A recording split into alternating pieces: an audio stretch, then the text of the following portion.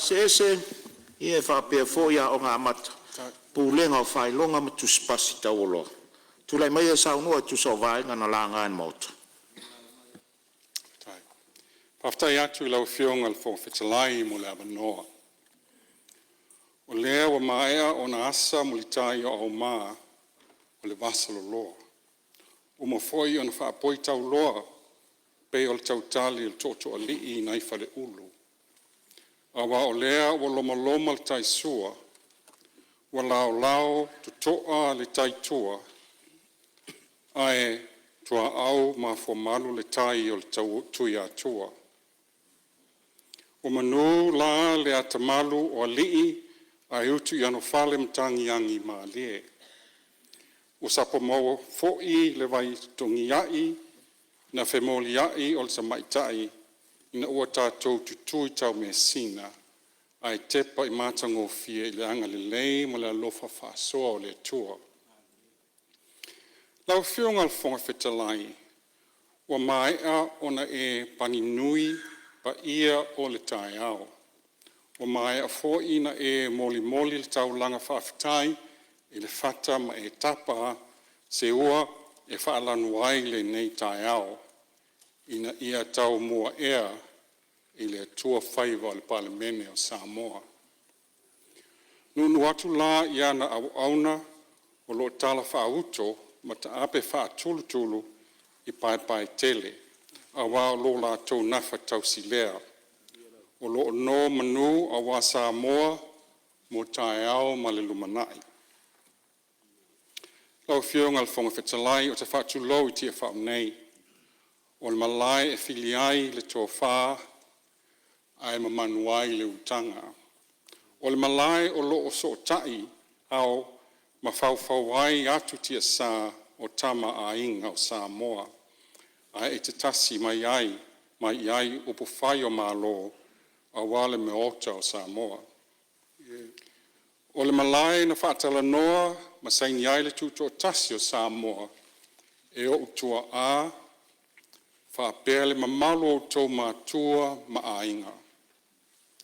Al Malae foi e ututasi mai iai pa ia o Samoa I la fua mai le matamatangi sa ia pa ia le loto o ali. Ona whaatulo lea o se leo ma whaatalo whaatu le fio o le au mamalo le malo ma le masiofo. Whaatulo atu foi I le fio o le sui o le fono atu sui tō fia ma tō masiofo. O le talo ia whaatu po whatu lo o tau soifua, I utu mai le langi la o tau tō wha. Fo I mai se leo I le mauta nei, whaatu lo atu I lau whionga le whonga whetalai, ma le sui whonga whetalai. E whaatu lo atu foi le whionga le li palemia, le sui palemia ma le ainga kapeneta, whaapea la whiwhio minsta lango. Tainane le afio o le taitai o le tuangai, whapena le tu le nai tu le mota. Afio la fionga le sa whapito, tainane le mawalunga o sui usufono malu, umo le palemene o Samoa. E le ngalo I ulu o la au, le whaavailolo le whailautusi o le fono malona sui, whapea le ofisa o le fono, o lo tau tua mai a wā whaiva sii o le palemene. Whaatulua te foi I le fio le whamasino sili ma li ima te maitai o le whamasinonga. A fio foi le presidente ma sui presidente, whapea la fio li ima te maitai o le whamasinonga whanua ma suafa. Whaatulua atu. Whaatulua atu foi le whaafonga tapua I mai o feo I le langi. E ala I whaasuanga le tala lelei. O lo whau talo ma momoli Samoa I le tua I le ao ma le pō, ina ia tōni manua malo a wā Samoa ma lona malo. Po ia lava lea a wā a inga ma la tau tama ma la tau a inga le usonga tu mua mapule I tu au ma la tau a inga le tai ma le vao fonoti tu lo. Whaatulo atu I le tapua inga o le mamalo tātou uso I tu tuile ma manua. Whaatalofa atu fo I whaalulunga o matangalwenga le malo, whaalapo tonga tu maoti, o loo lango sua ma whaataunu fo fuanga, ngalwenga le malo. Au fionga le whanga whetalai, au le I o se whamatalanga I ala I Tala I mta upuna la ngā e sui mamalu le maota, se I o whaatalofa atu I lau tumalo pele o Aana Alofi no mele luopo fasto uta. A wal su o whawhengainga taulangi o whatawhai taulanga e fia ma o lato whaletua. E whaingatare pa I o la ainga sa tuala le ainga whaalangilangi. A wale fio le ainga sa le au pepe ma su le tau fio sa ai o no. Su le ma o pu o na whanua a fio to le forma le tapa au whaasasina ma le ta uso. Ala tai le tu ua ma le whale fitu ma le nofo tu a inga I le whale o whasto. I le whaangaloina le langolango mai a komiti o tina whale tua matausi sa awao matamaitai ma le maalosi o le nuu I tau mawhainga la o tau whaipule. Ia whaolo whala maia la o tau tapua inga ai se I au le liu se I mamoli so tātou sao au wā le tala o le tupe wa ta otu le maota. Manuia la o tau tapua inga. Lau whionga le whonga whetalai, e moli atu le whawtai tele sui mamalu le parlemene. Na a whele nemtanga alwenga ala tau launga, mani mea fo ina fia malama ai. I ei fasili ua wha malama atu e le fo le sanga al tai fono le komiti o tupe. Ai lau whionga le whonga whetalai, to tele sui na sao noa, mai I le one government grant, po le sosoania le malo mo o onga. E whamanatu atu o le OGG po le one government grant mo a onga e ka le sia, a onga tu maoti, ma onga a mata, ma onga tu le taulanga peela pia primary, Samoa College, a vele college, Waimaunga College, na mamoli sao atu lava lato OGG e pei o na masani ai. Na o onga lava le malo na whaamatu atu I fono whaawai mo le whaafoina o le OGG. O whaia le malo le nei suinga tāua o na ua tele le se leni wa le whaonga aina le lei.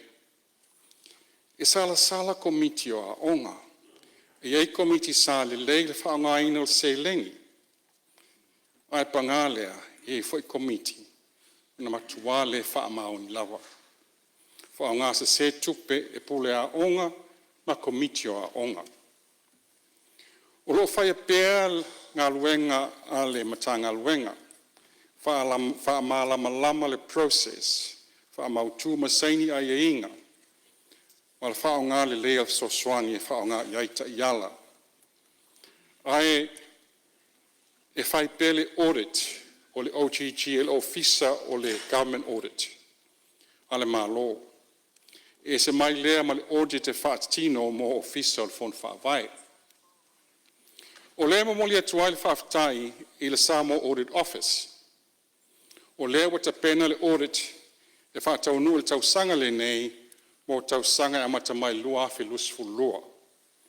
E mo I tele ngā luenga le ofisa e uti foi le au whai ngā luenga a o lea watau ma whai mai o na tāua le siaki whaale lei o le whaonga aina tala whea ngai o le sosoania le malo. Le whasilingia le whaalititia o le OGG ma le suvalu tesi ma le 5 miliona I le tausanga le nei, I le suvalu miliona I le tausanga lea. O le nā o whaamatu watu le sosoania le malo, ia onga le loto tau ma whai, fia malama, ma ngā luenga al se nese. Ai pe ona saunua le tai o le malo, e sili atu ma le miliona le se leni na tutoi tono fale tupe, ma tu stupe, I le tausanga le nā. O se whai taita inga, e se lau tō suwafi le se leni na tutoi tono tu stupe al kolisio vai maunga. Ina tausanga mai leo le pule a onga ma le komitio a onga al vai maunga. Pea ma whai ino whao ngā se vaenga o le neise leni e whao si ai se whale Samoa le a onga. Na talia le talo sanga e whao ngā le onus fuluafe mai le nā tupe e sosoani I ai. Ma o te fia whaasila atu, o le vai aso lea, e te tala ai le whale Samoa, e o ai le whanau le vai maunga, I mata o putau le anga nuu. Ia, e maua onga e lava le whaasoa o le lato OGG. Ai e fo ia onga I le lava le whaasoa. A tonu o le lava le whaasoa isi a onga, o na ua tau fia pili na tā pae komitio a onga tutongi e mātua. Ai o le anava ma le nau ta inga o le tato malo, ia wha maoni le wha upunga, e le ai se tutongi o a onga a le malo. Wha tino le anava le malo, e le ai se tutongi o a onga a le malo. E wha malo sia le au ina le whanau, e le ai se tutongi. Free public education improves access. A whai le lawa le whaasoa le OGG, ia o le nā o e tatou whono whaavai. E tofu le whono whaavai, ma lato pāketi mo a onga. Wa se whaiteita inga, wa umana whaapipi e le whono whaavai e whasto uta, le Starlink mo le interneti mo a onga le whanau, whaapipi mea pueata saunga le mu, security cameras mo le saunga le mu le a onga ma le whanau a onga, whaale leia le whale a onga atoa ma le whale le taua se itu low. O le vai aso lea, e whauwele school canteen. Ia atonu e lava whaasoa, ona e tasi le matou a onga. Ai o isi whono whaavai pe o anoa maa tasi, e ono a latou a onga. O lono winga, e tele fo I latou ngā luenga, ma se lengi mana o mia. A tonga le lava whaasoa ia onga e to o tele ai le whanau a onga. Ai ma whai ona wha le tonu le whaasoa, pe a tele a onga ai lai titi le lola, po le whainu mera le whanau e a o ai, e pei o le ainga o le tai. O lea se fuafuanga le malo, pe a le lava le se lenia le OGG, ma e le lava fo I le whaasoa le whon whaavai. Lau fionga le whonga whetalai, whaingo whina tali le fisili lea. O le anga le lua le matanga luenga o a onga, ma le matanga luenga o tupe, e talanoa se isi fuafou ina ia pāleni le sosoani mo a onga, I le o lava le whaasoa. Ai le yo le whaiunga o tausanga le nei, o mātou I loa, pe fia se leni e whao popo I OGG a le a onga, ma le a onga, a le eitu malo, a le a whono whaavai, ma le a whono whaavai. E sa uni ai tāpenanga mo le isi talo le tupe. O le ngā luenga e wha wau, e au ili, wha le leia, to e wā ili, to e wha le leia, e so tau awai, whono wha awai, matanga luenga le malo. Lau fionga le whonga whetalai, na sau noa nisi o sui mamalu, I le wha pēr wa tau fia atu, e le malo komitio a onga. E le sao le wha upunga. O komitio a onga o loo tāti tia tu tonu al whon wha vai. E while tai whono, po o ai tu tonu al lato komitio a onga.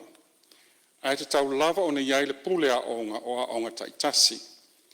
O komitio a onga e wha foi mai tu tonu o whono wha vai. Ia, Maria Fenole, au fionga minstalo, tu lai mai whau la vea, whale atu tolu, tu atu lewono. E o lea na fisiringia le mta upu lea whaititia o le OTT le lima se la wafi. Lea wa mai whaitaita inga, tasi. E whasuru iwa hawhere tupe ni tutoe. E tasi whaitaita inga lea na o mai. E whaeste lea o tupe lea usioki.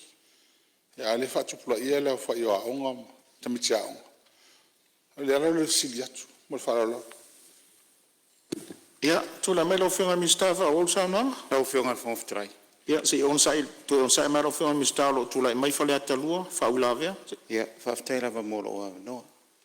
Ia, sa ta ua fo I nei tu malo, tu ranga leo komiti. Wa onga. Por sila fie tolu a onga tu ngā lua I tono mātou tu malo, whale atalua. Por sila fie foi. E de ma whai komiti a le tu malo ona whaafoe ia onga ni tolu. Pe a whaapea vatua i komiti o le mātua e ka le sia ma le mātua nui vainganga. O lo ien mātua whare aonga. O lo whaatino la vale ka le sia ai mese le nu. Ia komiti a le aonga. Le ala o taufi. O le mawhai lola ona toi whaatino turanga lea. Ia o le ala e tau mawhai e ia le turanga lea. Le tau vatua i le tarusanga. Ina ia toi a mai pea komiti o aonga i te tono o nuu. O lo iei ala tau whale aonga. E le mawhai, o le whale aonga lea o lo iei mātou i vainganga, o le whale aonga fau. E sila fia fo i le nu, o le aseta fo i le nu, na fsosoni atu i ele malo. Mai te tau lava, o na pui pui e le ka le siema le nu. Ia le whale aonga lea o le mātou nu, whapenga fo i vai isu. Le ngata fo i lea whapenga fo i vainganga. Peo le nganga lea lau whionga sa avatu o ise tarusanga. Ina ia toi a mai pea ia komiti o aonga i tono nuu malalwhanga a wāwha fo ino aseta nei ale malo. Ia po aseta fo il nuu o latu tau sia malengang whaaloalo whaftai. Ia, salo leo whaafonga mai lau whionga ni minstatu sa il whawila vea whale ata lua. Ia awa vea fo ni ewa no te vairu pe inari sau noanga lau whionga ni minsta. Taruai u tātou o mali tātou malo ronga lea fia fio la toi whawau lau sau noanga mātango fie. Pea tātou toi taliu mai i le tau mawhutanga o lea fiafi. E whatati e se tau manga le whono au whai tula whono lo sau nua tari whai tau le minsta o onga. Anga no, o te tāpalo whionga le minsta mo le whao wino lau sau noanga. Whaftai lau whionga whong whitalai. Ia sa he whisili sa tu mai, whale ata tolu ma whale ata lua. Ia o le mele o whaala i titi aile o chichi. Pe un talano atu. E owa maltasi miliona tala ile whaonga ina. Ele o chichi. Rono wingala, like te lel snakne ina. Rono lua. E a foi. O lawa uman ave sao lava tupe anga i o ile.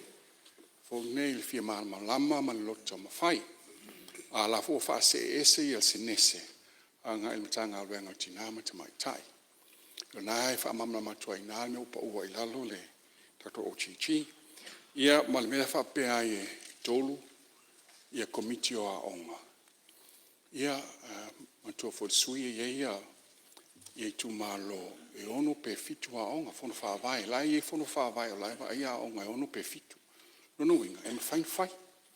Ale fa pea mai o le sia aonga le aonga e kalesia.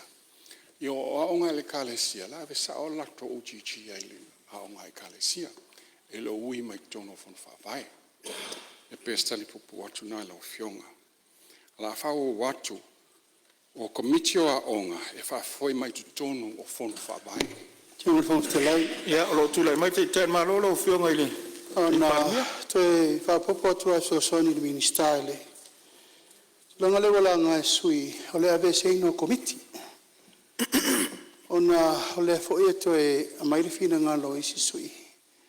Pe ma whaina whaawau pe alato komiti tono le tato po kalame. O le me fia wha malama lau whionga le whangstela. I rei whaingo whir whai unga. Na fua umatu langa i le fia sfultau sanga len tato mai ni le o itichi. Ma whawhi tauri o tato wo mai ei. Na whai e lolo le whai unga le ufai. Tulau lava le tau o komiti o aonga. E le tau whaatau vaina, ia pe tau fo i le whawhi tau ni langa sa e komiti sa le lei. Ai fo komiti sa le lei, le sa sauno sa o le fionga i le minsta. O ilu mul whaamisinonga, ia le whaonga se ino tupe, e le ngata fo i tulau fo i le pa i o pule aonga le uta. Tulau fo le tau o komiti o aonga. O le mea tupu. Wana no for committee, ma fai additional costs, ma fai les tala automati. Ai lo se fenga fa vai na le malo, o le na batu, mo le fa aonga fo ino fana. A le fenga la o les tala, e se ma onga malato les tala.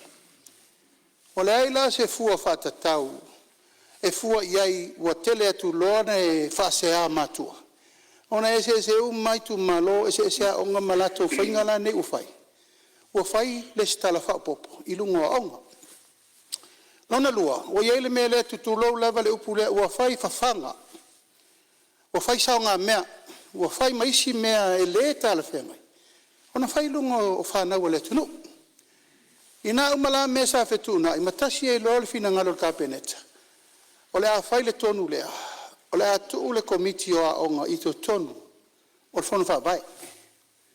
E a te ula ia ma lau whanu whawai, e il tangata whapitoa lava e alu e wa aia ua onga, wha ua onga. O mea uma wha le tonu a onga nei, o ia, e li poti mai le whanu whawai, ma tala normal pule a onga. O ina e latu e lo le whanu whawai, e whaatino le OTG le ua mai control atu i lalo o te te whanu. Ma le pule a onga, ia, ma le komiti o le whanu whawai, le tonu o le komiti o le whanu whawai. Komiti na a onga, le tonu komiti o le whanu whawai. Ua whai le tūlanga lea, ina ia o ngā tūsai la le mea le tau mu whai atu, pēna sau no atu le minister. Tele whawhi tauli, toi to toi le tupe ova ma le miliona le tupe o leito tonu accounts, umale SS. Tofu lava le a onga ma le account, o isi e saini le komiti, o isi e saini le pule a onga, ma SS e umai le authority, o le whai eile mata upu, tele le lave lave. A se whai ngale utau mwhai ele tato mmano, tasi le control, o le fai pule por te te fono le komiti, o le fono vavai.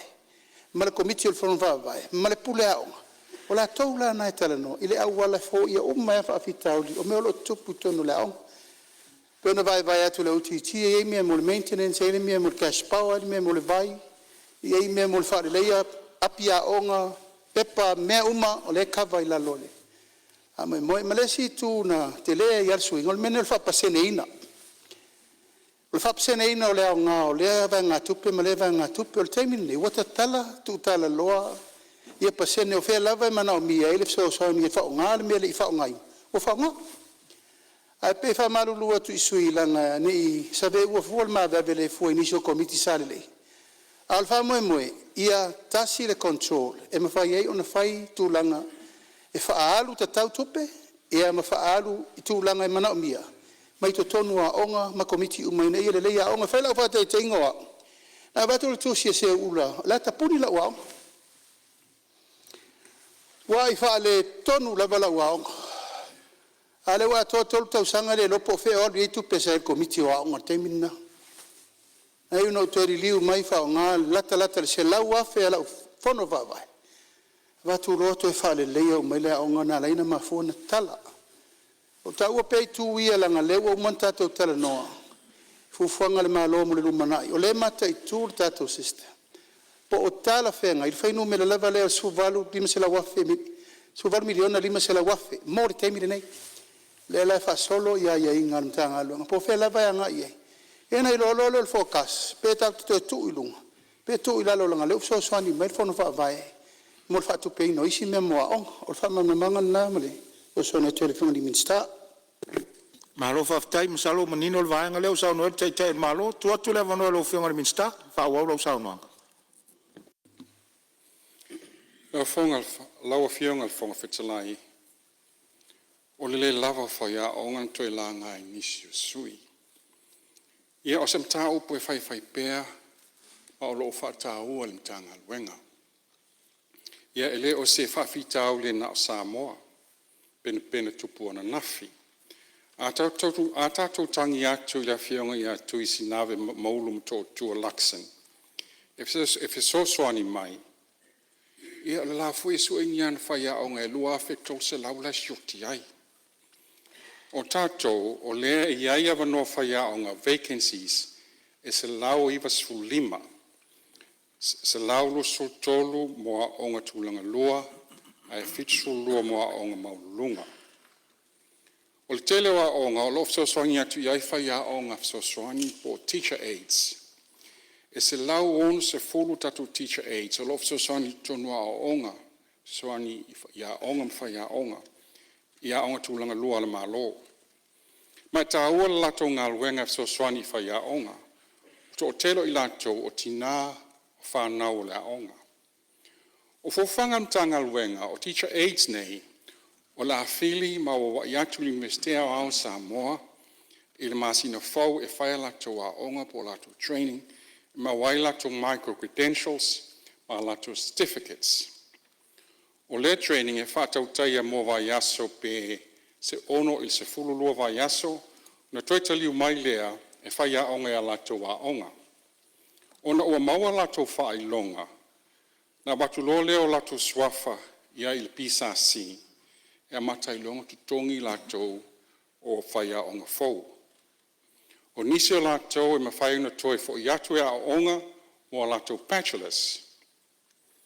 Se whataita inga e se fulu iwa teacher aids, lo whaonga ina e a onga a iwa i sa la whai. E to o lua teacher aids lo wha so soani matou whai a onga i whasi to uta. O mai a fo iona Talanoaina salary framework, mo le tongi o pule a onga, ma whai a onga, ma le pisasi, ma le matanga luenga o a onga. Ma whai ona si itia, o ma whai ona si itia tutongi asi a onga, ma nisi o pule a onga. Ai o lo a wha solo, ma wha au aule si itia o tutongi a mata, e a mata atu le tausanga lea. O whai a onga uma i lunga atu, o le 5 tausanga, o le soifuanga, o lo o talo sanga ina, e wha au aule au nanga, se vanga na o le maua le soifua malolo ina. E lua se lau iwa se fulu leo whai a onga i lunga atu, ma le 5 o latou tausanga. Tusa ma le se fulu ono pasene leo whai a onga uma. Ai e afe whip se lau tosu whai a onga le malo.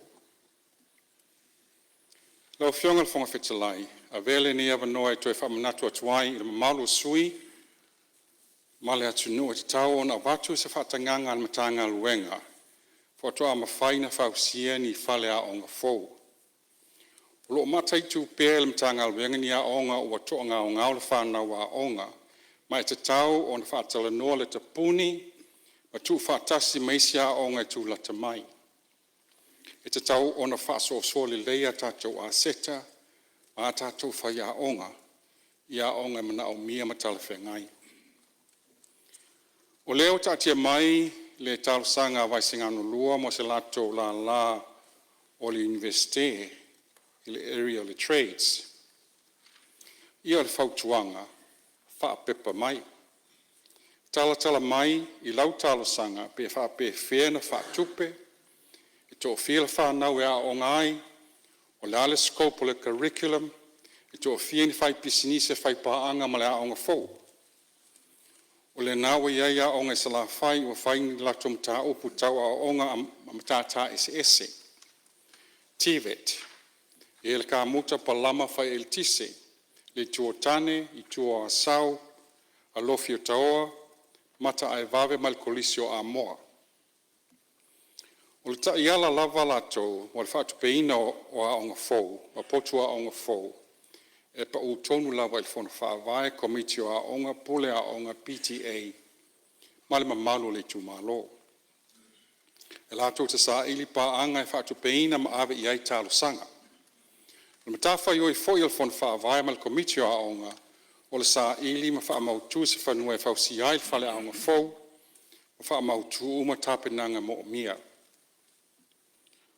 O le whale a onga fau a le St. Paul's Academy i Tawhaingata, o lo o iai le whale ata o isanga tasi, i le awhionga aloau, na mataina le la onga lea, ia ma le kolisia la taua i sifo, o la whatu peina i le whaua i mai Amerika, ma o lo iai nei ia donas ia whatal normal malo.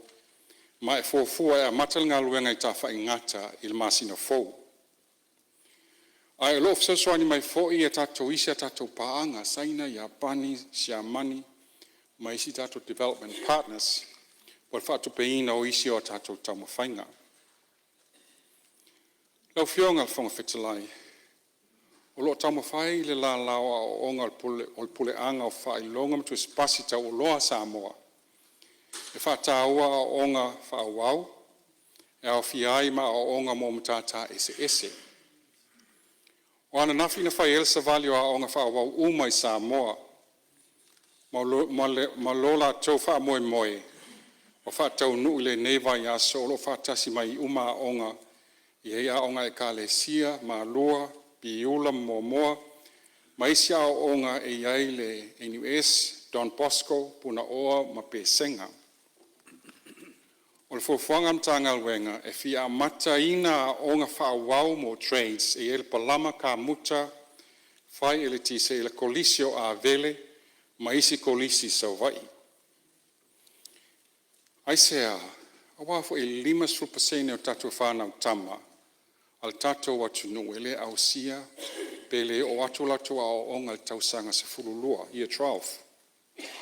Rono winga le talafe ngaya o onga whaasai nisi academic, ai le ai nisi a onga te pena ai, 5 ai meise mo whanau tama ile au sia, pele talafe ngai o latu wha moe moe, mo le latu lumana i mga luenga fia au nai. O lea, o le awha awau le tapena ina, o le malosio a onga matata ese, ona e au ngā mo le lumana i utupulanga ma Samoa, e ui ina taungo, e le taungo fie. Te talo pēr so swani mai le tue a tātou taumo whainga. Lau whionga le whonga whetalai, na sau noni si o sui mamalu, pe ma whai ona wha sā, le wha o ngā ina e tamaiti a o ngā tūlanga lua ma kolisi. Ona tau ave, telefoni whe ave ai. Panga nā ie o lo universite. Whawhitai o samata upu, ma whauwhau iai. O samata upu o sila iai le mālo. Ma whatala noa, fo il tai o le mālo, ma sui o le mālo mai Australia. Wao Australia lewa amata mea i le tūlanga. Ona ua wha mau i le onga o ni wha le tonu, o a o onga mawhauwhau le whanau, pe a le wha i ti tia le wha o ngā le whanau lai ti o telefoni, e na whai ona lato tala noa pe mata ai ni ata, i lunga o penga te wha i langi. O se tū la whono e whai, i te tau na mawhai na wha malo sia, pe enforce. Ia o lea wha tala noa le teimi nei, ma o se ngā luenga tapena, o lo tapena atu iai. Nā whianga whawhtara. Ia, Maria Whenor, whina ngalo le Mistalo sau noa lau tūlai mai, whau la vea, whale atu tasi, tūlai mai. Nā whianga whawhtara, o le o tōno ala whianga le minister de. Me ne sa ma tō tua la lo whawhtai tele ale, whātō whala inga ila o whianga le. E le minister, ona le i tūlea. Le ngata i whale tono aonga. A tasi e fsota inga lea masani auna, sota i tuisi tamitia aonga, i tamitia aonga. Ma nga i mei loa tele in whatu whala velave i loa alanga o le whaingo fia alo fsota inga. E le ngata i na. Ia po las fina ngalo lau fionga il mista. I whata waina nga ngana. Awai le matawina sa mai a le ngā luenga aluenga tele sa fai commission ngan Samoa. Le mata e mawhai na whafsota i fo ile ina i mawhai na o na whata waina fo ia nisi o whautuanga o na ia ile e tusi ile na tusi e commission ngan Samoa. Ina ia tau whawhai alfani ile na o ina o whanau. E malwhai tia o le whao ngai no telefoni. E whawhai tele lau o whiongan minister le o mau atulo whiningal. Malwhai lau. O whiongan whangatalai. Ia, o le maa wat foi lo tūlai mai, whau la vea, whasale langa tolu tūlai mai lau whiongan sui mai. E se le whaftai Mulinu'u no. E se le mana i ore so noanga la whiongan minister. Ha malu atu pe a Autu fo ia tu vaenga lea. Anga lea o le silem ta pu sa ula ngai la ula. E tulanga le taua pe o le whamal malu komite tu malo anu. O tano atu i lo ia experience tu na leo te inu mau waile. Mato primary school. Ai whaftai o lea o mau atu. O lei, o lea la o mai ni si o vaenga langa e whafui nu on mato nu. Lea la lo whai komiti lea. O lea la ua whautua mai le malo. Ia mai tōna whon whawai, leo te tōna whon whawai. O le nganga lawan malo e pēna i whalau lo le asone. Ia aua ni to iai se tupe. E toi a mai, free education for all. Pon me moni lawa, lo te whaasoa atu le experience tau sanga omu. E tangi mai le pile le vai, o le moanga le vau. O mea mana le whai e mat komiti. E whai le mato pinko every month, every second week. E sa ile se le ni le a wala vai nga ye fi fa le. Pa ftai ma tu fono fa vai le sa va tu fa te inga le sa va tu e tolu sumo tu poafe. Le na fa ye fa le ta u ma sa ai. A fio sa vai lo fio nga na tanga ile le o le ma to to. E o mai fu mai mori si ti fono fa vai. Ko ti fa su a fele la te lunga le o vai. Ia o tasel ma tala le o mo le tu per fono fa vai. Le la wala fone fuinu. La o to vai nga ta ya feta la fuinu. Fiso swani mai ai. O salo vai nga yo le tu tau tapatapa tu ya la o fionga. Ina ia va ai pe fa nga ina pe o komiti. Ya le na e si le na wale fa mai. Ava pe ini me to mana miat. Na mai le to no la o fionga. Ina ia fa o popo pe ina ia to vai pache wa nai. E fori nga mai le o fa nga ta tu tupi.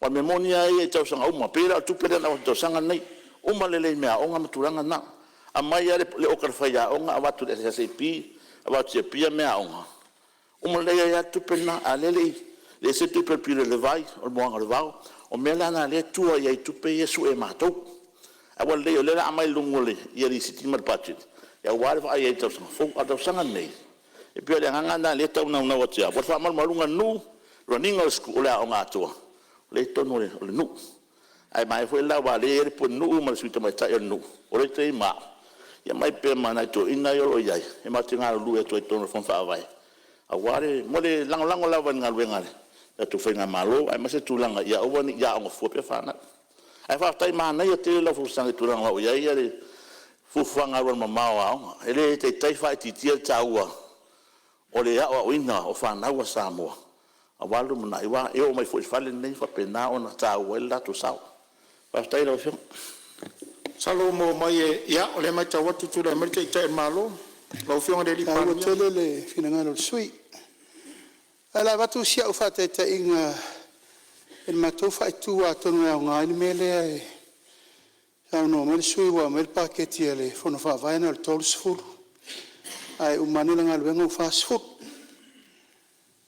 o le mato kolisi le lo fiotao e tu fa ta sia iau foi sala mo le bea o le mato fa ingale u fai ta sia el pula onga a tofu mato mo to to sengi kusiaki mo le fai onga o le mato polo ke ti mo la talu na va tu le o ti mo le onga o mana mi ele onga tu lo lava mi fale le ta u fo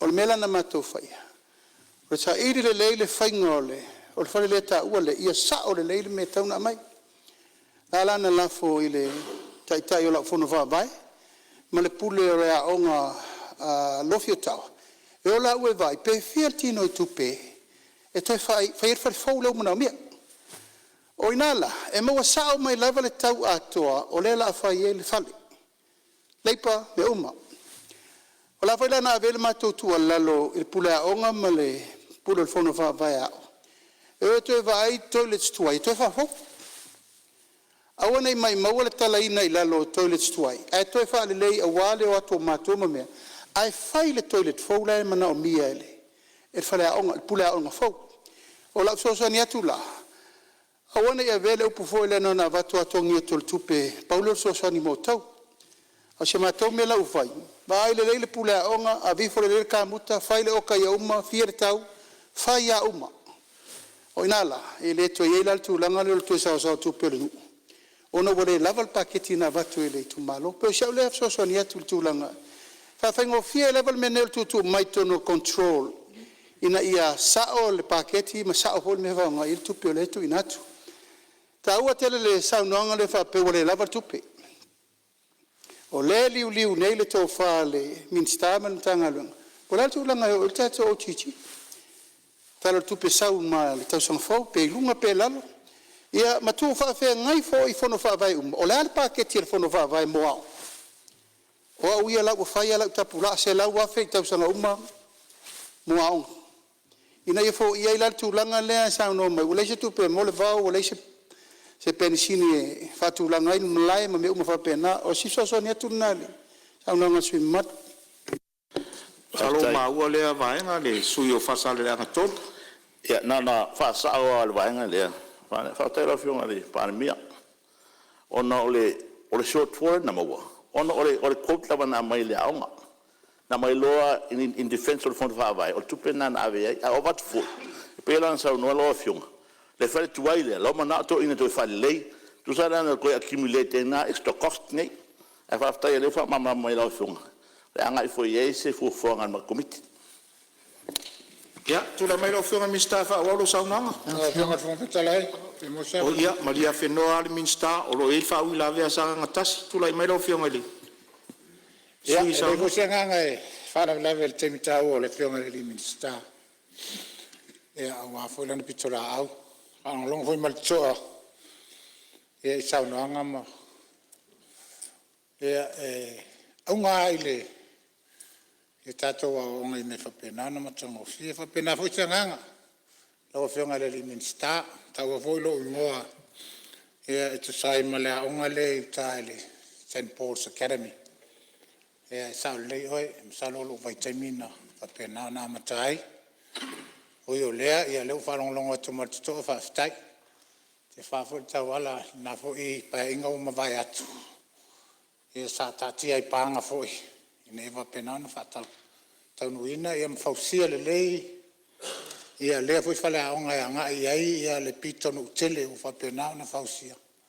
Ia ma le lolofi atu o le tātou atunu o whapena na au mawai, I ele le sa e tai ta whai ngata mwhala niu, ta aua tele le whale aonga whau leo, e whaftai lau whionga o leo mai tau atu, ia atonu o naua, hapena o toi titi o na matalea. Ui o leo le, o le whapopulava e, tu sai foi mal saunanga le fionga le pali mia. Fa malulu atu le fionga from tele se me ina ia mala matili manu le fa fonga. Ale tato watu nu ina me o committee o fale aonga. Ya fia foi ia le mato foi ia aonga. Mato aonga e so le aonga preschool ma le aonga tulanga lu. E fai fa tasi ala tasi le fanua o lo fa pena ona fa tino mai tulanga. Ia o te awai a wal PTA. Ia o la tau ia o lo whapena na la tau whafuea le aonga le taimil nei. O teachers assistants, ia tasi lea vaenga o lo whapena na whaaloi tupe o lo whapena na o le stala. E lo sutala le stala a le tamai titi kuata. Rono winga, e wale sutala le tau sanga ato. E le stala, o le mea lawana sa sawai mai le pa inga lena mawai ato. Whainga whaavai sa iai. Ele mawhai o na wha o ngā se tupe le OGT. Ea po tupe le whon whawai. Ea whatinoe la, ea vaianga e pe o na tāua vo e nisi sui o whaipule. Ea o le moina le vao, o le whamaina le lotoa. Ea se whalaonga, o le mato whalaonga. Ea e te lele lotoa vanele. Ea le malu nei. Ea ele moa se tupe ala titi. Ui o le au te whaftai. O le au manino matal vai. O le ale toi totongia se le sitala po le ale taunga po le school fund, building fund, o la le ai ato se mea. I le painga le nei, e o pe a e pasia le tala tupe. Ea ona malo lo le lo matua. E le toi whaia lava se saunga mea pe whaini so e ngā tupe. A le atatia. Tonu a i le fono whawai. Ea e mai se ai le OTT o lo whapena na ngaloina. E le mtanga luenga onga. Nele mule toi le anga whaftai lo whionga le minsta. Wala tol saunanga le fionga le pali mia. Ina ia menino matalvai. Awa nei tuaina po tuainga te committee. Ia whalong me for committee ma le PTA sai. Taute le tuaia committee. O leo le alafo I ole. Il fono whawai. Se sui o fono whawai. Ia whapenao na ngā lue whatasi malpula. Ia malangang whaloal. Malo whaftai. Ia. Tuatu lava noe whawau saunanga lo fionga minsta. Fionga le. Pango whatalai. Ia, on sai mai lava lo film minsta lo fa. Tulai mai le sui o whale alupo. Tai lava ma lava noa. Fio o se manatu. Ona sa ofo I se tualalo le nei. Usa ngā whono. Aftai lava lo fionga le minsta. Le ta ua le mel. O le ta upu le whaititi o le whaongaina e tamiti o le po le access a tamiti le social media. Aftai lava e no le tua lalo fa mon mole. Aftai na fo o mo na sa no fa pe o le a faiani consultation na faiani fo fanga ai. To lalo e a tono pe a one outright band. Al mela na nga I lava le fa so fo nei. Fa so e fa ya onga. Whaasoa ia iai fo I mātua. Ia e whapena fo I tamaiti. Tōru asa luai sa LTV and said news. Sa interview le ma tamaiti ona wo o fo whina ngalo le malo ni usila. Imta aupu lava lea. Nala no wa ai o ta ua ia o consult momo. Ia e awai fo ina I mantua fo ina whaila o tala. Ole tu linga ma tamaiti pe a le telefoni lea pe o le se me temi tala no mai au fa nga lava telefoni temi o malava. Ia e whaititia I fo lato loto mafatia. Fa pe lo malama pe la te ia wa ese telefoni la ngala na fa so. Lalo today lo fiona minsta after tele. Ia malo faftai telefoni fa va ilisi va ngale wa fe ilisi fa ula ve tu atole avano lo fiona minsta fa wa lo sauna. Ia whaftai lawa lau whiunga whangwhitalai, tā ua tele manatu o whaalia nei a whiawhi, whaftai mo le whaasoa, ia ua tato whaalongo fōi, whitu na ingnao ma whauwhaunga, ma experiences a lea whono whaawai, ma lea whono whaawai. Aolo mau mai lawa sanga ngā tasi le nganga le malo, e free ia public education. Free a onga le malo. O le nganga na le malo, e ngawa ye to fono fa vai so swani e fo nei e fa le o fa le on al mo ina le vao e mo fa pena pa fa le lava le o chichi ai o lo fo form tanga venga onga e toi ba ai pe lava le o chichi mai le a onga me le fono fa vai me le fono fa vai a se me fo la chichi lo fo iai po fiel tu per fono fa vai o lo alu la toa onga. Au whionga al whonga whetalai, na whisilingia le balsa Whonga whetalai, o lo toi tūlai, mai te maa Ea o, sino le titi le tā ua tele. Ina ia manino mamalama le, a le whatua sau no mai le whionga ia loau, I le PT8. Tā wana wha manino le leile vala lea, ono le mawhauwhaunga le malo, ea nga I komitio a onga. Al PTA, o le tau whatatia, le la fua mo le whenga whaavai le lei. Ina ia au wai pēa le mele o le PTA I tāpena ina o whanau moa onga. Ona lo mori mau ina pēa, e le aise matua I le nofo I le whale a onga. Teimi o lana whanau, po le primary, po le secondary, e iai lava le mele mai tau ina, no uma lava, I tūlanga la leo leo matua, e whamau popo lato whanau. E tūlanga leo le vavaai, mo moli nofo ai, whawhanga, tua fatoa mai fale. Ona mafu angal vai le malo, o lo airport kalame le malo ro muri mai. En sa no le fiunga le minsta. O la uta pena lo nei tu malo mor cantina le onga mal fale ai. Ona o le tato por kalame. O le faina o meta o mafa mota mai tiao. O le PTA la, o le talitonunga le malo, e leini sitangata siriatu na la lango le mele nei. O leo mai o matua so soani tapenanga o meta o mafao. E la ena tau fiofi level tu langa lea. I matua uma o na iele por kalame o lea e wha moe le tau sangfou. Ia u whau whale le mena o tato nutrition program. Ia ma le school food program. O le si tu taua o matua o leo a wha au whale iele por kalame au. O le mai o matua nei e otu tu lou lava vai la to whanau la so ato. O to ebe la onga. E lai mawai whaia onga sosani.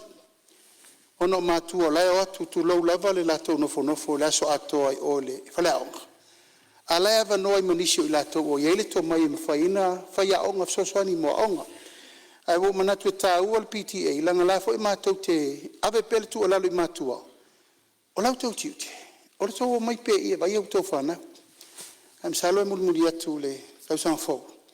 E nā mai roleo por kalame alo ia la. E fausia o mai e tātou whale tau mafa, whale ai. Ia ma tapena e lor tātou te tasi foi o manu lau tiin tapena. E tapena me aiso I fua malolo ina mo tamaiti. Ia whai tete tātou le mele utupu ni le NPC. Toto mawalunga, ma le mau mai ese, o tupu ai le tele o ngase ma talo sanga ni se toi whao popo, ngofo wha makoko. Taun tātou lio I le mua o le system, nutrition system a tātou whana.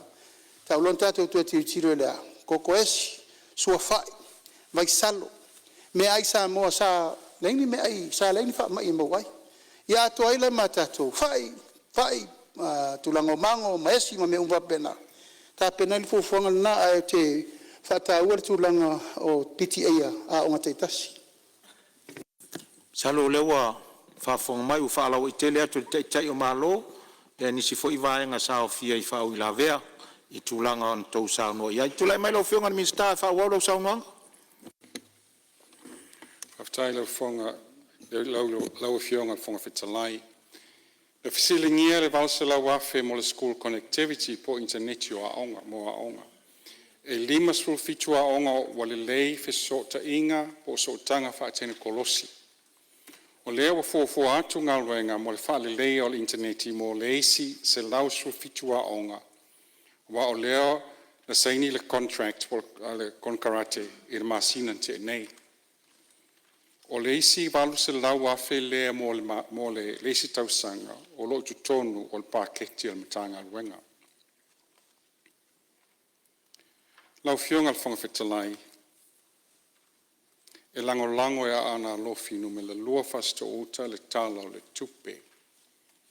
Ai se a, wa o lea wasa sa maile te maa o ainga o le atunu o mo le atina o i tu malo e whaafoe e le whona whaavai. E mo le tuai le whaafitai a fasto uta mo le 2 miliona le apa o mai i le tausanga po se 4 miliona i le 5 tausanga. E mawhai ai ona whaatino le tele o ngā luenga ma polo keti mo le manuia o a inga ma le tu malo. Ona toi fwoi atu lea se whamatalanga i lo tu malo pele fasta uta. O uma ona pa umai le tele o talo sanga. E iai e na o mai lo ofisa o nisi na tuisi talo sanga mai ia o nisi fwoi na talo sanga i fo le fona whaavai. Ia tono lo mai tau mai le tu malo e ieli fisosoani po talo sanga e te tau na wha tau nu vave. Ia e fwoi talo sanga e toi lo ilo wha le lei pe tala whea ngai. E pao lea e whaingo fia o na wha tino talo sanga e tala whea ngai le tau ma waile te ma o ainga e manu i aini ainga se to tele. O lea wa tatou whaipa anga ma le LTA i le whaaleleo o mātou awala i fasto uta. Whaalelea mai e mātou whono whaavai awala ngā lue, lua tesi maleono kilometers a mata mai le pale e tau mai sa tui, ai a mata atu le ngā luenga LTA awala tā mai sa tui a ngā i atu i le pale. Le whainga le nā o a tātou awala po o mātou awala, ngā lue whaatasi mai le LTA, lo ia le poto masani le fausi o awala. Uma awala o sa tui liwi fo i awala i avano, mata ili ili, mai mole tuai le whaftai tele il pulenga o awala al malo. Mai mole tufo il whaftai le minstau ili ele mafua ngā whanua. Mo le fina ngalo ma la malama i tu ina mai le 5 su eka mai whanua le malo o lo i le pale. Whaati noai polo ketia le tu malo. O toi titi maea o na fua ma tu ina mai loa le sainia o le lisi, o sui loa le suli ma eka mua mua. Ngotfona. Ia, marie lo whinangalo le minsta o lo wha i eil whau la vea whale atu tōru. Leo leo tau whatuai tuai no tu atu. A leo peo ka makaua me iese ma leo fiso aonga, por sa ole le pe wo rongo i tu malo, ai tele na i vaianga ia. Sa ta ua ia, sa ufisiri ai, siringia. Le ngata i lea o le tupe lea, le valu selau lea ta ua mai. E leo iese tupe tono le talo tupe. O le wawe ese mai sa i tau sanga te nei, ai lo i tau sanga nei. Se i vanga nā ua, wa ese se alputu a mai. Ai le o sau tono le talo tupe, na e manino mai ia, ngasa i tau sanga te nei, ai lo i tau sanga nei. Ai a fai ele uma mai le tali ele fionga tek mista, ino to fa tali le si uma. Nanga kele ngai muka upi ula nga fa mol la. Ia, o whaafonga mai lau whionga le minsta o le atu facility so le vaenga o le fia mau e le mamla mo sui. O uman tali atu fasili uman to mai e sui, a whapeini fasili whapito i e le sui mai whale ata ia. Whaing tali atu. Heo fionga sa ofisiri ia fo ile tupe le tongi nei le blue wave la ho ngone le tongi mai lalo le pache la mtanga luenga e taun fi mam lama pe asea o tuai tongi le tupe a po feo ranga tupe o mai ai Sa uta ua fo'i le tapenanga lau fionga man matanga luenga i le mele o le AI. Artificial intelligence. O le ale, langa lele o ele o mai jau fufuanga ma mao matulanga wa pena. Last tapenanga matanga luenga. Langa i luma mesel ni vai tau le umutua whaonga lava le ya ma available. Ai po o lare pui puinga o iai tangata. Pui puinga o whana wa o ngai lea vaianga taua. Kasi nai vaianga na le na fsiringia lau fionga le. Fionga fon. Nai mau lau lau. Paro lava. Ia, po maua mai rau whionga min stava ainga iu sauno e sui. Ia, koe hawan muli malia le whina ngata. Ia mali vaianga na e lua. Ia nana ta ua. Ia mangingo lava le. In ta ua la unga le inclusivity. Ngai whama mafa mai pakiki. O tupe ia o ave ia mamlama ma. Malesi ya on whaftai. Le o ave ia kai se lawa whia.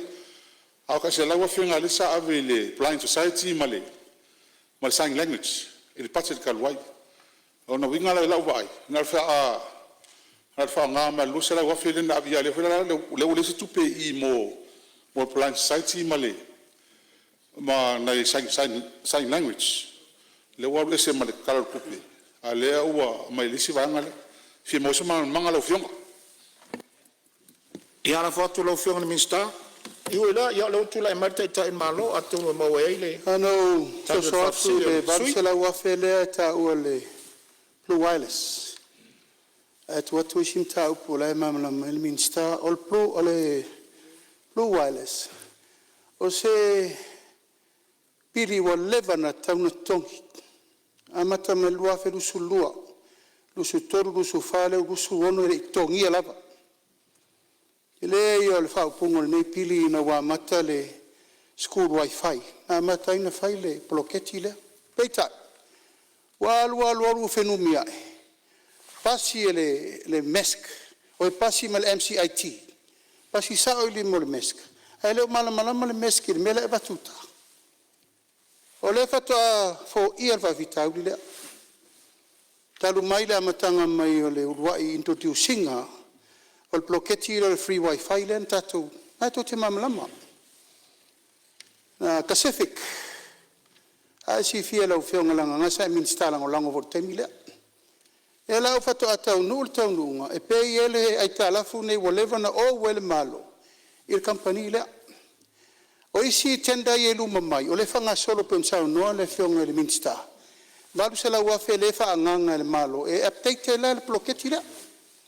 E lai wha solo le teimi nei o leno o musmusu atu nei le minsta tupe po ua ta io o mai le tenda lea. Alanga lai sa no mai minsta o le whanga solo. E pe o wha mamla manga na o le piri le whai ua vai atu o o wha kalka pene te lungo le Facebook. Ya, o nā te vai atu fwoi nai langa mai na. E lai vai tui malo fie, tato malo i le mene o le liki o information al malo. Le se mere lei. Pata umana whaitwha i ungal kapene te whao ngale unforeseen. E pei en mene. Ale ma vai wha aso e sa wafur whaka. Ia, olo o ono saipea ma olo fua. E ngau se sangata na te wha lata ina le malo I me wapele le lei. I le manuia. Wafo fufuanga na whaimale loto mamao ai ta lafu na tu ua. Ia kampani e leito tongi ina. Ia lewa mamoli mai nei luma ua peise mea se ma se mea solitu lafon. O whaile malo le ta upolu nei. Ala kilia lava. Ai ta lafu, walewa na tatau na totongi taimi na ai le whaia.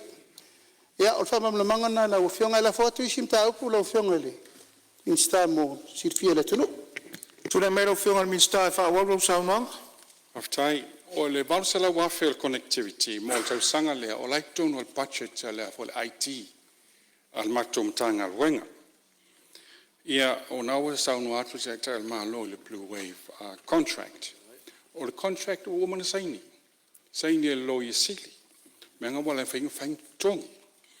Ia o le AI, artificial intelligence, o se mea tāua tele. Tō telo tātou e whaunga ingila artificial intelligence.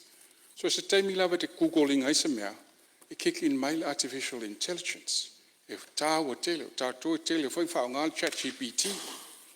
Ia, tō tele whai lata mai tia onga, me se investe. La whaunga le artificial intelligence, wa fo se mea tāua. La foi la fai courses ina ia foi. Il NUS courses ma le USB, fai la courses nei mo le artificial intelligence e a o ngai tanga te fia malama ma fia lo foi le mau me ese le artificial intelligence ma o se me ta ua. Ai a fai fa nga tam fai tamai te fa nga copy e la to assignments po la to essays. Yo me la ngam ta fai yo na university e su ese for e fai na mo wai tamai te o wai ni fai fa nga le e fo nga artificial intelligence fai nga la to wai for to sing o la to essays for la to homework. Ai ole inclusivity le wata o le budget support na le sata tia mai na mai le malo New Zealand ma Australia na mai tonu mtanga wenga ia o le inclusivity le wa sa no iai wa fa muta le prokalame le na e le o mai sa o la vai tonu le mtanga wenga o na wa avel se le ni nga ngai o i le mtanga wenga tupe o ina la fa so ma iai se le ni na ai e le o tonu mtanga wenga se le ni na i pe se Tala na i fesili o tu mai. Au fionga. Ia, la se isi mea ia, o lea ua ua, ona le manino al tala tupe, o lea ua a fai transfer i lalo le. O le MCIT, o i lako ICT division. Ia e le tusang umela, e ui lea. O e si sa ili le tala kupe ale, tresu, o ia le mof, po sa wai tupe ia. E ala no fasili tupe la fionga i palmia. O au sa o komite o tupe taruai. Ma e tele umi al taimi Talanoaina ni mta upulea o na ma ua le leil whaatino na ngaluenga lea. Le ala lea na lenga ti leil le payment. A fai ua whama lieina le kapeneta ngaluenga ia. Ia le lei. A pe o leo te mata o le ala leo whaafsili. O na sa mai mua. Ma fuang sa afsili ngia kore kini komite taruai. Pe ese ame o le tongi ai. A talana na o mai e le leil fatino ina ngaluenga mai li yola telo masini a foi o lea o ia isi tulanga o family ina malo ia la le tso si o le tulanga aftai ia tu la melo fiona le li pa Whaukalai se on sai malo fiona tai lo tu ngai se tu atu la ngo le tai malo lo tu lai mai tu atu le vano lo fio e loe a tala nei le tala fa solo pito il blocchetti nei le fele ia Aisea, o bloketi nei. Fa tu tonu el teimi o tato fi na uma fa po kiki. E umila el teimi o fa mtala. E anga el teimi na ave lunga sa ke lite nei nungo fa le aonga. Na mo sa ke lite le patamea. O inana fa solo ai le foa i le ala kampanile mai so ni mo tato. Almena tupu. Ea? E umana fa pipi e to la tu fa to nunga ave lalo tala mai na ave lungo fa lo fai fea a tiri ai level ti lei ia to otwis wa batu nei isi services fo e no tu lo service nga ka kipi uma me ole o services le nga fai le ka ko sa keri kere ole mi ol fa solo nga no fi na una fai anto tu lai me lo fai nga malo o mai lo to vai iri le ele fea ele fel me le fai le o nang ai fai per tu inga le ele ola me ole o tu ole si foi tu lo level ta o fel ti sel me plus kai e o tu foi la to push la to sabes va ko la ko rounders no me fa ola equipe me le o na la le na ye le to ale wa o mi tele na fa solo fino ngole ai ama toni na va tu ma fa tu lang le service le o tatau o na to tongi le pilier company le la fatino e na vese lo le matato api mal fina so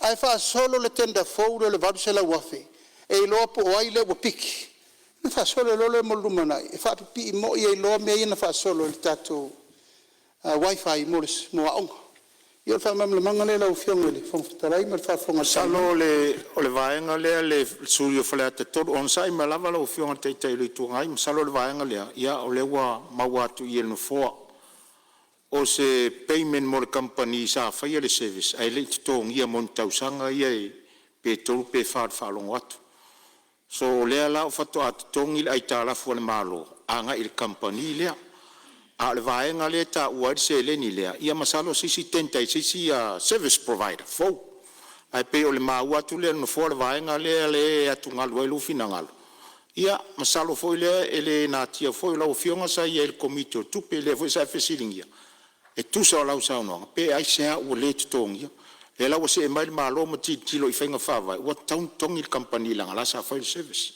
a le maua tu tupe fo le tono paketi le te fesilingia o le se il IT po le alvaenga le ale officer o masalo la o se si company fo e tenta mai e fa o winga si service provider il tulanga le ia masalo manino le fa manga le fionga te malo le fionga le sui mamalu fale at top ia lo fionga te ole i tua ngai pe se mena fisa no ai fionga von Talai ale mtau pule sa Talanoaina a Autu le ese mai le tofi pale mia e al campanile salanga mai a cha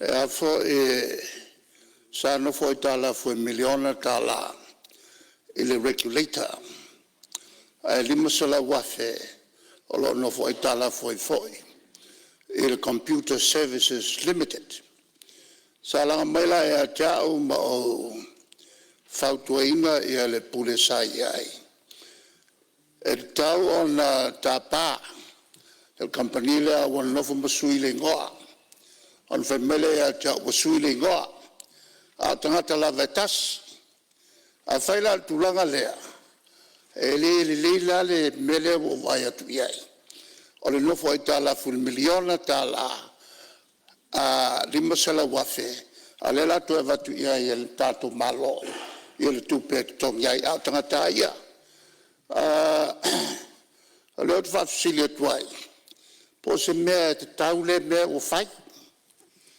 ia malo fa tai a tono le na mau mai fa manga tai o mal se te tua la leva no te ma fa tai o te loe ye tu taua ai pe no fai atu e aru le por nei fa man tau pune nei lima ono tau sanga tu ua ai Tala fule ya o te manu foi langa le mo fai na tu la i mer company e tali la fonga yo fai mot a elo tetenunga mari lie sui ta tia mo te mi le fa nga solo nga luenga le malo le fai ta tu ria kure fia ono tau sanga taruai le fa to at tongi tupe na mai foi le se elo pusao na mai fa tuanga le mata puna le cheswi o le fina ngalo ka peneta o la to e tio mo le company le pa fa pe o yengi ai Tala futu o me va pe na fa man malama e tau na mari lie fa tasi o le Tala fu le ai le anga ftanga to le malo ki pi ko peri ma se la wa fe ala le o mari compagnie me sa o ka ngai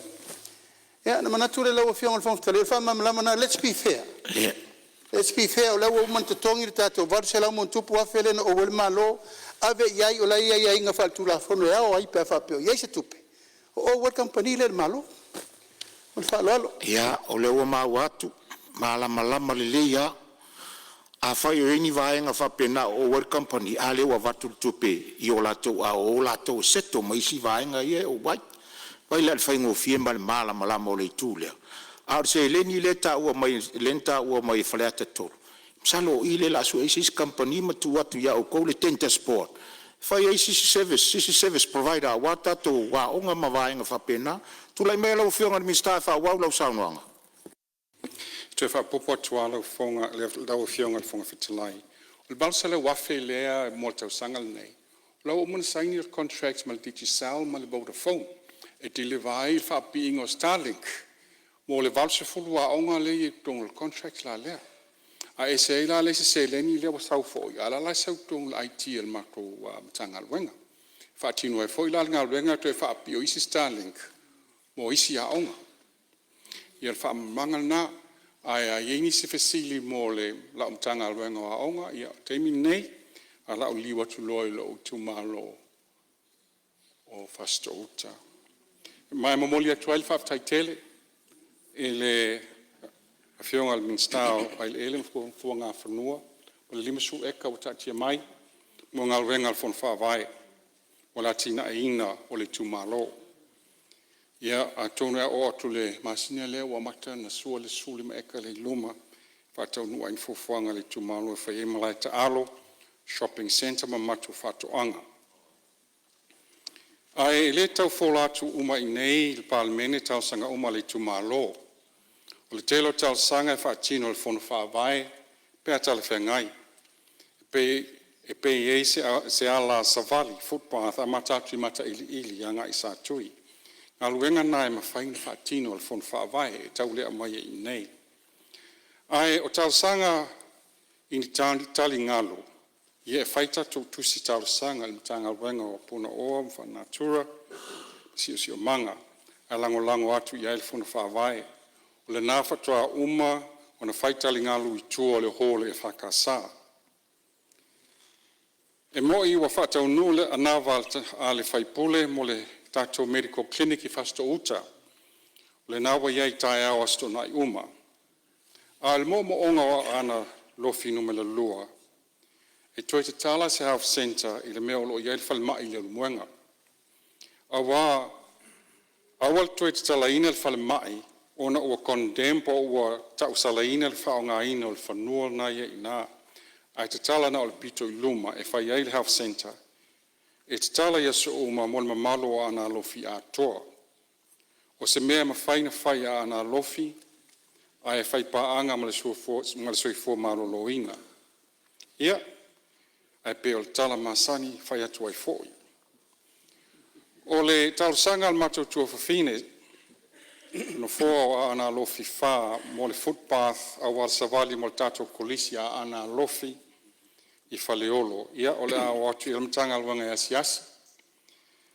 A tonu me whaingatongi maa umalawa iaia a Aana Alofi. Ia wafo I o le kolisi al tātou I tū mālo. O se ngalwenga te tauna whai mo sanga le mo le whanau. Ea o ngai I ngai la o ngai nā.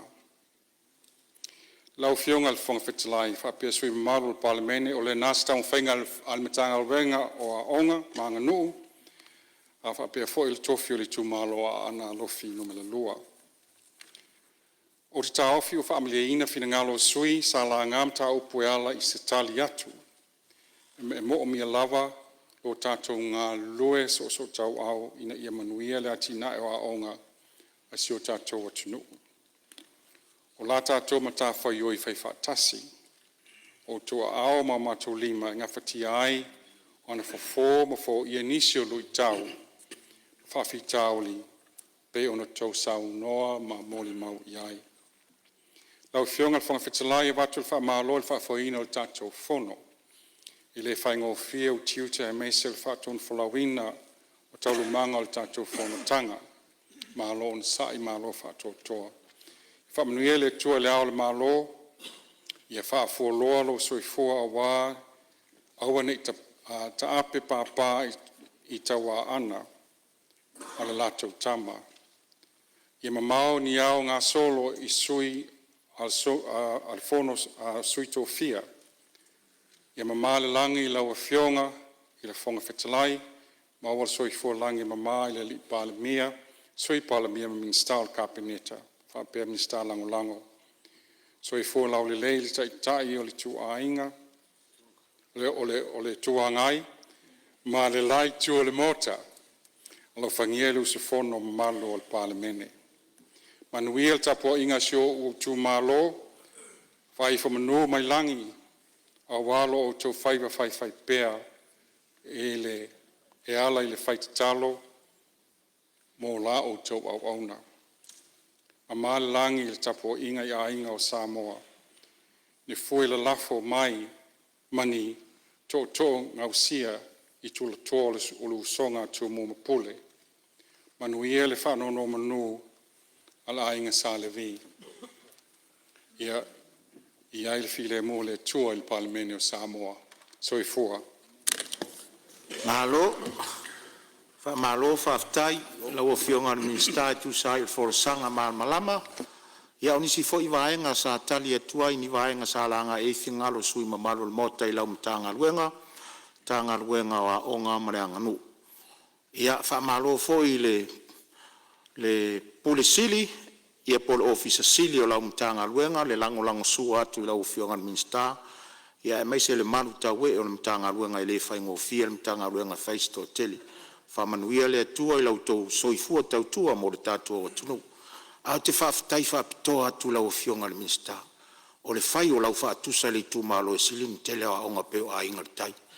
Ia o lau whautuanga, whaola mua la internet ia a inga le tai. Malo whaafitai. Ia o tātou se mai, i le minsta o sifua malo loina, whaalapu tongo